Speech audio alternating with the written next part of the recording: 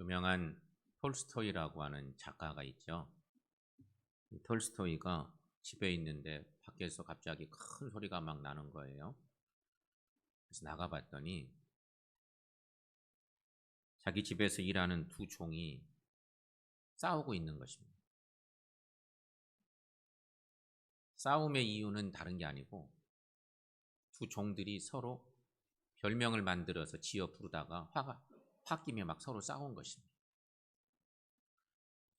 홀쭉하게 생긴 종이 뚱뚱한 종에게 너는 곰이라고 별명을 붙여서 곰이라고 막 놀려댄 것입니다. 그러니까 뚱뚱한 종은 홀쭉하게 생긴 종에게 너는 원숭이 같다 야 이러면서 원숭이라고 별명을 지어서 막 놀려댑니다. 한 사람이 너는 곰 같다는 둥 얘기하면 한쪽에서는 너는 원숭이 같아 막 이러면서 얘기를 하는 거지. 결국 그로 인해서 언쟁이 생기고 막 큰 소리가 나고 싸웠습니다. 이 모습을 지켜보는 톨스토이가 종들의 불화를 중재하고 나섭니다. 홀쭉하게 생긴 종에게 먼저 말합니다. 너가 저 사람을 곰이라고 했지? 너는 저 사람이 곰이기 때문에 곰이라 부르게 된 것이 아니라 네 마음속에 곰과 같은 마음이 있기 때문에 저 사람을 곰이라고 부른 거야. 이렇게 얘기를 한 것입니다. 그리고는 곰이란 별명을 가진 뚱뚱한 종에게 또 말합니다. 너는 저 사람을 원숭이라고 불렀지? 저 사람이 원숭이기 때문에 원숭이라고 부르게 된 것이 아니라 내 마음속에 원숭이 같은 마음이 있기 때문에 저 사람을 원숭이라고 부른 거라고. 이렇게 교훈했다고 하는 얘기입니다. 여러분, 이 이야기는 우리가 어떤 시각, 어떤 마음으로 사람을 보느냐에 따라서 그를 헐뜯을 수도 있고 격려할 수도 있음을 일깨워주는 중요한 교훈적인 얘기입니다. 우리가 어떤 눈을, 어떤 시각을 가지고 어떤 마음을 가지고 살고 있는지 우리를 돌아보게 하는 그런 얘기인 것입니다. 우리가 현대인들인데 현대인들은 문명의 발달로 인해서 엄청난 문명의 이기를 이용하고 살고 있습니다. 불과 몇십 년 전에 비교해 보면 어마어마한 발전을 이룬 거죠. 꿈에도 생각 못할 일도 지금 이루고 살고 있는 거예요. 편리한 삶을 삽니다. 그 중에 대표적으로 하나 스마트폰 예를 들어도 이거 뭐 어마어마한 일이죠. 세계가 하나로 묶어져 있어요. 내 손 안에 세상이 다 들어와 있는 거예요. 옛날 같으면 꿈에도 생각 못해요. 그런 시대를 우리가 살고 있어요. 그러나 여러분, 이런 어마어마한 문명의 이기를 우리가 얻고 누리고 살고 있지만 그러나 과거보다 더 많은 문제들이 발생하는 것은 분명해요. 너무 정보가 빠르다 보니까 어떤 일은 간단한 일인데 그 일이 오래 1년쯤 지나야 어느 곳에 전달이 될 만한 일도 무슨 일이 생기면 그 동시에 그 다음날 온 세상이 시끄러워요. 작은 문제도 큰 문제가 되고 이런 문제가 생겨요. 과거에 비하면 얼마나 많은 문제가 있는지입니다. 그런데 여러분, 이런 이유가 뭔 때문일까? 문명의 이기를 그렇게 많이 누리고 사는데 왜 우리는 그렇게 많은 문제 앞에 또 봉착돼 있을까? 그 이유는 현대인들은 마음의 병들을 대부분 가지고 있기 때문입니다. 부정적 마음의 병. 잠언 18장 14절 말씀에 저런 말씀이 있어요. 여러분 함께 읽습니다. 사람의 심령은 그 병을 능히 이기려니와 심령이 상하면 그것을 누가 일으키겠느냐. 아멘. 이 말씀은 마음먹기에 따라 병이 생기기도 하고 병이 낫기도 한다는 그런 말씀의 내용이죠. 죽을 병에 걸린 사람이라도 마음에 따라 살 수도 있고 죽을 수도 있다는 것입니다. 그만큼 마음이 중요하다는 얘기입니다. 근데 마음이 삐뚤어지면 막 사람들 흉보고 문제도 아닐 일들을 막 문제 만들고 이렇게 되는 현대 사회 우리의 모습. 구약 시대에는 예언자들의 활동이 두드러졌습니다. 하나님의 뜻이 하나님의 나라인 이스라엘 나라에 잘 정착이 되지 않을 때쯤 예언자들은 활동하죠. 그러자면 예언자들이 활동할 이유가 없는데 그때 예언자들이 많이 나서 활동합니다. 근데 예언자들 중에는 참 예언자들이 있는가 하면 꼭 거짓 예언자들도 있었습니다. 시대마다 비슷한 현상입니다. 참 예언자들은, 하나님의 참 예언자들은 하나님 앞에서 범죄하고 우상 숭배하던 이스라엘 백성들에게 회개하라고 외칩니다. 하나님께로 돌아오라고 외칩니다. 근데 그런 얘기를 이스라엘 백성이 들을 때는 상당히 껄끄럽습니다. 그거 행하려면 힘들어요. 듣기 싫어. 참 예언자들의 외침은 회개하고 하나님께 돌아오라고 하는 외침이기 때문에 그것이 살 길인데 그거 수용을 잘 안 했어요. 그런데 거짓 예언자들은요, 비슷한 시기에 또 활동해요. 그들은 뭐라고 외치느냐? 지금 이 정도 괜찮아. 이 정도면 평안한 거야. 잘하고 있는 거야. 이렇게 자꾸 외치는 거예요. 이스라엘 백성들이 듣기에는 너무 듣기 좋은 얘기죠. 그런 얘기를 믿고 살았어요. 진짜는 하나님이 돌아오라고 회개하고 돌아오라고 외치는 그 외침을 들어야 되는데 거짓 예언자들의 외침을 듣고 산 거예요. 그러다가 결국 예루살렘은 폐허가 되고 이스라엘은 바벨론의 포로가 되어서 다 풍비박산이 되고 말았어요. 똑똑한 사람들이 다 바벨론으로 끌려갔어요. 특별히 오늘 본문의 말씀은 에스겔 선지자, 참 예언자 에스겔 선지자는 바벨론에 사로잡혀온 유다 백성들에게 그발 강가에서 통곡하는 마음으로 하나님의 계획을 예언합니다.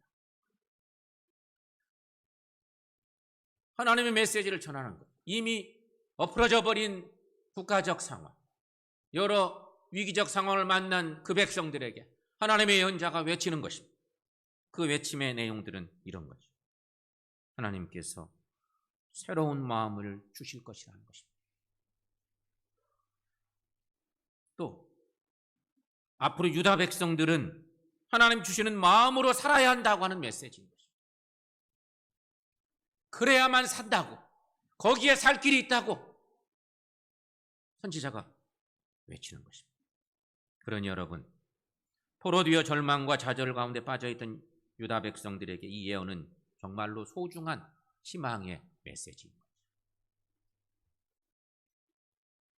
그렇다면 여러분, 이것은 그 옛날 이스라엘이 위기를 만났을 때, 멸망 가운데 있을 때 주신 생명의 메시지였다면 오늘날은 이 예언을 우리가 들어야 되는 메시지입니다.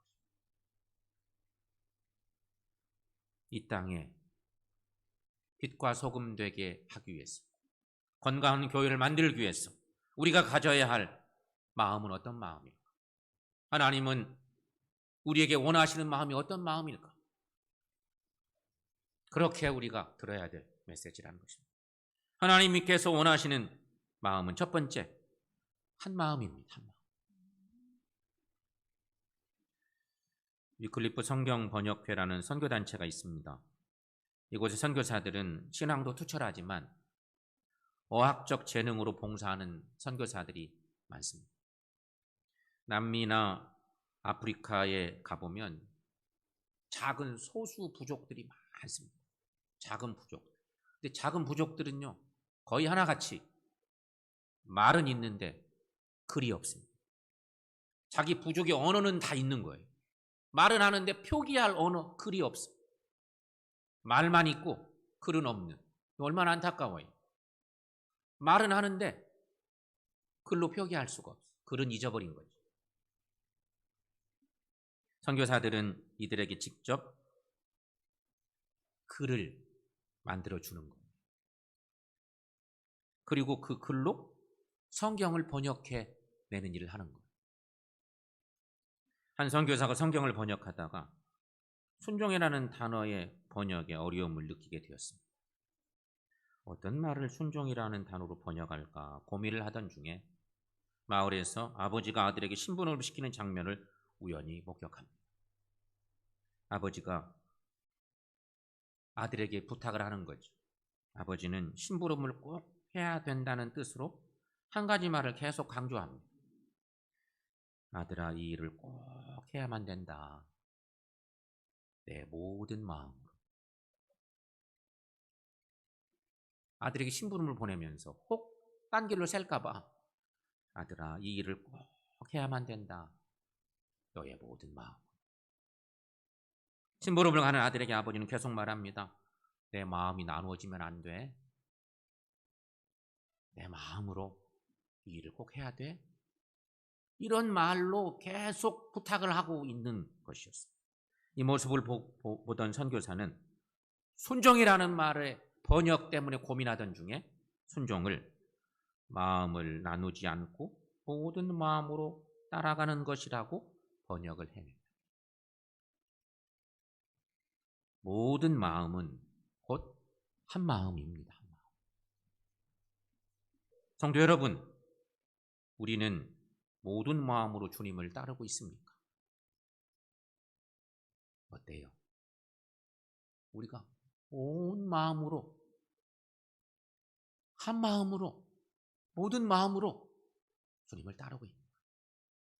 오늘 본문의 말씀 19절 말씀 보시면 이 말씀이 에스겔 선지자를 통해서 이미 망가져버린 이스라엘 백성들을 새롭게 회복시키시기 위한 하나님의 메시지, 그 시작 부분이 저렇게 시작됩니다. 내가 그들에게 한 마음을 주고, 내가 그들에게 한 마음을 주고.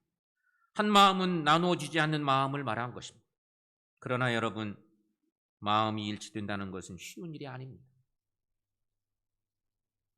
한 마음이 되려면 다른 사람에게 맞추는 나의 희생이 있어야 합니다. 자기 방식, 자기만의 습관도 접을 수 있어야 합니다. 나 자신이 먼저 희생함으로 맞출 때 한 마음이 됩니다.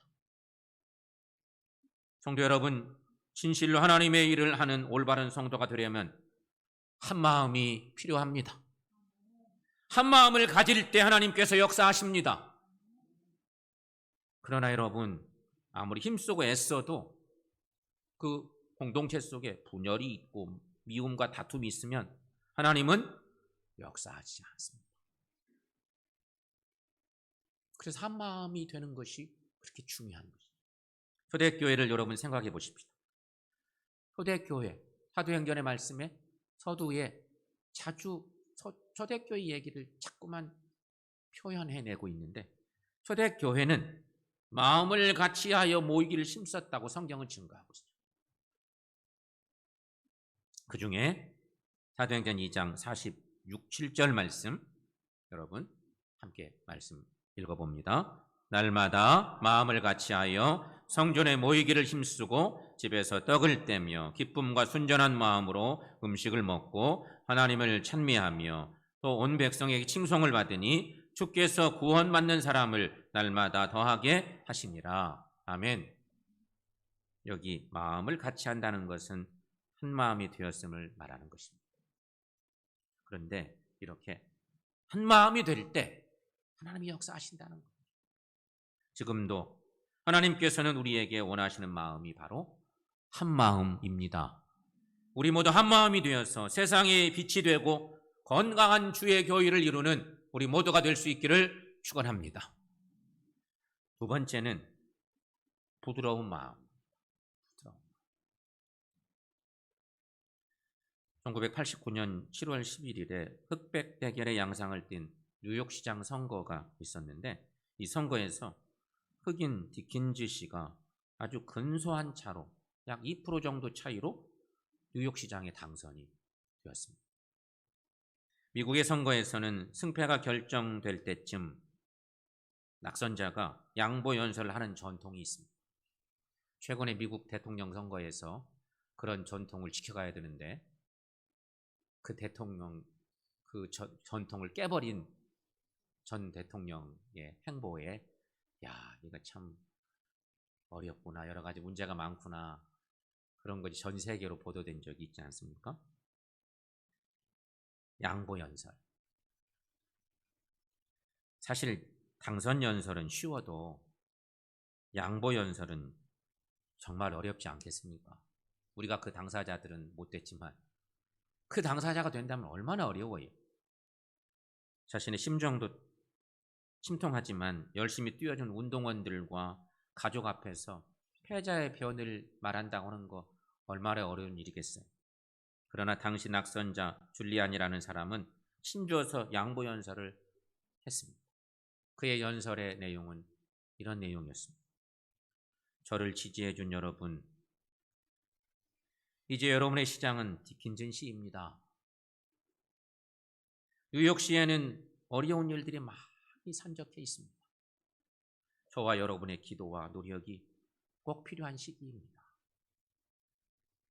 이렇게 연설을 해냈다고 하는 것입니다. 여러분 정말 대단한 일들이죠. 이거 결코 쉬운 일이 아닙니다. 이제 우리 함께 새 시장을 도와서 열심히 기도하고 후원해냅시다. 이렇게 응원해주는 그런 연설. 그러나 여러분, 이런 좋은 얘기를 듣지만 현대사회는 자신의 이익을 주장하지 못하면 무능하게 생각되고 발빠르게 자기 입속을 차리면 능력 있는 사람으로 인정받는 듯한 시대를 살고 있기도 합니다. 그래서 우리가 살다가 어떤 일이 생겨요. 예를 들어서 아주 경미한 자동차 사고가 났어요. 반바가 살짝 긁히고만 조그마한 경미한 자동차 사고가 났어요. 아이고 괜찮아요. 이러고 그냥 가도 될 텐데 어디 그럽니까? 아주 간단한 자동차 사고 나면 내려서 그냥 막 큰 소리를 쳐대고 야단 법석인 거죠. 마치 큰 소리 치는 놈이 이기는 일이 있는 경우가 많으니까 난리를 피우는 거예요. 그 작은 사고도 그냥 소란해지고 차가 빠지질 않고 난리 나고. 그러나 여러분, 예수님의 사랑으로 거듭난 사람은 타인에게 양보와 관용을 베풀 수 있어야 합니다. 남을 세워주는 부드러운 마음이 필요합니다. 이런 마음이 낙선자의 양보 연설처럼 사람의 영혼을 움직이는 요약이 되기 때문이라는 것입니다. 오늘 하나님은 에스겔 선지자에게 이스라엘 백성들에게 새로운 소망을, 희망을 주시기 위해서 말씀하십니다. 19절 말씀에 저런 말씀이 있습니다. 여러분 함께 읽습니다. 그 속에 새 영을 주며 그 몸에서 돌 같은 마음을 제거하고 살처럼 부드러운 마음을 주어. 아멘. 여러분, 돌 같은 마음이란 돌같이 굳어버린 마음을 의미하는 것입니다. 그런데 하나님께서는 그 백성들에게 새 영을 주며 그 몸에서 돌 같은 마음을 제거하고 부드러운 마음을 주시겠다고 약속하시는 거예요. 특별히 살처럼 부드러운 마음을 주신다. 돌 같은 마음을 제거해내고 살처럼 부드러운 마음을 주신다. 이런 마음은 우리 하나님만이, 우리 성령님만이 주실 수 있는 마음입니다. 그러므로 여러분, 부드러운 마음을 소유한 사람이 바로 온유한 사람이다 하는 것이. 부드러운 마음의 소유자는 상대방에게 상처를 주지 않고 오히려 감싸줍니다. 부드러운 사람의 말과 행동 속에는 상대방을 찌르는 가시가 없습니다. 부드러운 마음의 소유자는 따뜻한 용서의 마음을 가진 사람입니다. 넓은 마음을 가진 사람입니다. 나와 다른 타인의 모습이나 나와 다른 행동, 나와 다른 생각을 수용하려고 합니다. 부드러운 마음의 사람은 강압적으로 나의 생각이나 가치관을 강요하지 않습니다. 오히려 자연스럽게 깨닫도록 가르치고 인도하는 사람. 오늘 우리 시대 사람들은 여러 가지 자유한 일들이 많다 보니 이 민주사회 속에서 사람들은 이구동성으로 이런 얘기를 자주 하고 나죠. 개혁이 필요합니다. 바뀌어야 합니다. 너나 할 것 없이 이런 얘기를 잘 하는 경우를 우리가 목격합니다. 그러나 여러분, 잘 들여다보면 고쳐야 할 부분은 어떤 조직이나 제도가 아니라 나의 마음일 때가 더 많을 수 있다는 것입니다. 알고 보니 내 마음이 닫혀 있고 내 마음이 삐뚤어져서 있는데 막 바꿔야 된다고 얘기하는 일들도 많다는 거죠. 부드러운 마음을 가져야 세상이 변하고 새로워질 수 있기 때문인 것입니다. 여러분, 그런 의미에서 다윗 왕을 한번 생각해 보십시오. 위대한 다윗 왕은 시편 51편 10절 말씀에서 이렇게 고백하고 하나님께 기도합니다. 여러분 함께 읽습니다. 하나님이여, 내 속에 정한 마음을 창조하시고 내 안에 정직한 영을 새롭게 하소서. 아멘. 다윗은 이렇게 기도했는데 우리들도 다윗처럼 이렇게 기도하며 사십시다. 그래서 우리 모두 하나님께 주시는 부드러운 마음으로 세상과 교회를 변화시키는 우리 모두가 될 수 있기를 축원합니다. 세 번째, 하나님 주시는 말씀 중에 또 하나의 마음, 순종하는 마음입니다. 한 청년이 교통사고를 당해서 그만 눈을 크게 다쳤답니다. 수술을 받게 되는데 의사가 말합니다. 눈을 너무 많이 다치셨습니다. 너무 상처가 깊어서 수술은 하지만 앞으로 앞을 보지 못할 수도 있는 상황인 것 같습니다. 청천벽력 같은. 이 얘기를 듣는 청년이 버럭 소리를 지르면서 이렇게 말해요. 맹인으로 사느니 죽는 것이 낫습니다. 수술 안 받겠습니다. 수술을 거부하는 거예요. 그러나 의사는 말합니다. 무슨 소리입니까? 생명이 얼마나 소중합니까? 이 어려움을 좀 이겨냅시다. 나도 그랬어요. 그리고는 반강제적으로 마취를 시키고 수술했습니다. 시간이 지나고 며칠 후에 붕대를 풀면서 의사가 말합니다. 축하합니다.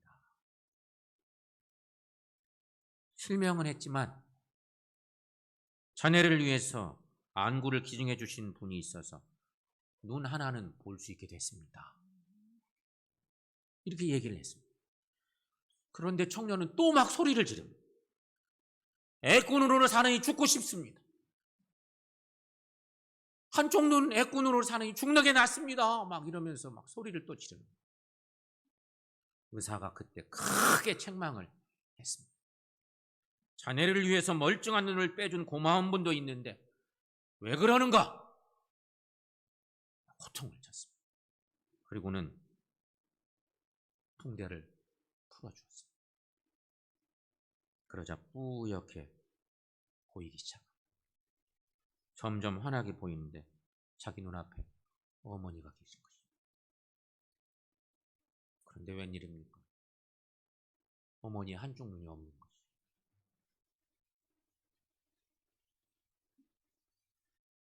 청년은 자신을 위해서 안구를 내어준 어머니의 사랑에 큰 감동을 받습니다. 어머니셨구나. 그때서 깨달았습니다. 그래서 어머니 앞에 엎어지면서 어머니 감사합니다. 한평생 절대 원망하지 않겠습니다. 오직 감사하는 마음으로 살겠습니다. 이렇게 어머니에게 약속했다는 것입니다. 여러분, 우리의 삶은 어떤 삶을 살고 있습니까? 불평하는 마음으로 사십니까? 아니면 순종하는 마음으로 살고 계십니까? 오늘 본문의 말씀 중에 20절 말씀, 20절 말씀의 내용 보면 하나님의 마음을 알 수가 있어요. 20절 말씀, 한 구절 말씀 함께 읽습니다. 내 율례를 따르며 내 규례를 지켜 행하게 하리니 그들은 내 백성이 되고 나는 그들의 하나님이 되리라. 아멘. 이 하나님의 사랑, 하나님의 말씀도 안 듣고 엉뚱하게 다른 길로만 가다가 망해버린 이 백성, 이 하나님의 자녀들을 위해서 참 예언자 에스겔을 통해서 이 생명의 말씀을, 새로운 약속을 주시는, 실천하기만 하면 나는 너희 하나님이 되고 너희는 내 백성이 될 것이다. 여기 말씀에서 따르며와 행하게 하리니, 따르며와 행하게 하린 이 말씀들은 순종하는 마음의 행위를 의미하는 것입니다. 지금 유다 백성이 바벨론 포로로 사로잡혀 있는 것도 하나님의 말씀에 순종하지 않은 결과였습니다. 말씀을 주셨는데 말씀대로 살지 않았기 때문에 하나님은 유다 백성을 바벨론의 손에 붙이셨던 것입니다. 그러나 여러분, 순종하는 마음을 가질 때 다시 자유를 허락하시겠다고 하나님은 약속하십니다. 하나님의 말씀에 순종하는 마음으로 살아서 하나님의 약속을 맛보며 살아가는 우리 모두가 될 수 있기를 축원합니다. 누가복음 말씀에 보면 예수님이 제자들을 부르시는 사건 말씀을 우리가 만날 수 있습니다. 예수님께서 처음 제자들을 만나는 그 사건, 베드로에게 주님이 말씀합니다. 깊은 데로 가서 그물을 내려 고기를 잡으라.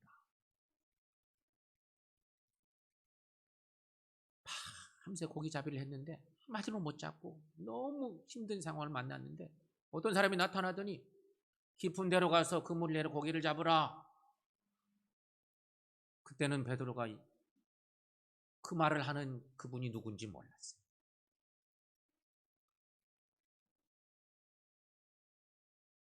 그런데 그 얘기를 듣고 베드로는 이렇게 고백하면서 그 말에 순종합니다. 누가복음 5장 5절 말씀인데요. 여러분, 말씀 함께 읽습니다. 우리가 밤이 맞도록 수고하였으되 잡은 것이 없지만은 말씀에 의지하여 내가 그물을 내리리이다. 아멘. 말씀에 의지하여 내가 그물을 내리리이다.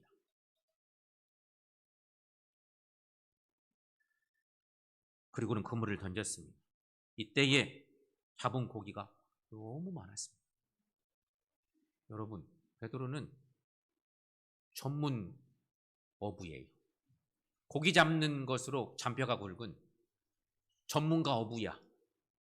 근데 어떤 사람이 찾아오더니 이런 얘기를 했는데 놀랍게도 말씀에 의지하여 내가 그물을 내립니다. 순종한 것입니다. 주님 말씀에 순종함으로 베드로는 놀라운 은혜를 체험한 거예요. 채워주신 하나님의 은혜를. 순종, 이렇게 중요한 것입니다. 성도 여러분, 어려운 이 시대를 살면서 우리는 예수님의 마음 생각했고요. 하나님이 원하시는 마음이 뭘까를 또 생각해 보았습니다. 하나님이 주시는 마음, 그 마음을 우리가 가져야 됩니다. 하나님이 주시는 마음으로 세상과 주님의 교회를 건강하게 세워 나가야 된다. 이 시대가 그런 시대. 하나님이 말씀하세요. 사랑하는 하나님의 나라를 향해서, 하나님의 교회를 향해서, 하나님의 자녀들을 향해서 우리 하나님 말씀하십니다. 이렇게 살고 싶다면 주님 안에서 한 마음을 소유해라. 주님이 말씀하세요. 사랑하는 여러분, 주님 안에서 한 마음을 소유하십시다. 돌 같은 마음을 버리고 부드러운 마음을 소유하십시다. 그리고 늘 하나님 말씀에 순종하는 마음을 소유하고 사십시다. 성도 여러분, 이것이 바로 하나님께서 원하시는 마음인 것입니다. 이 마음 소유하고 사셔서 우리 하나님을 기쁘시게 하고, 그리고 어려운 이 시대 세상에 빛되고 소금되고 건강한 교회를 이뤄나가는 저 여러분들 모두가 될 수 있기를 주님의 이름으로 간절히 축원합니다.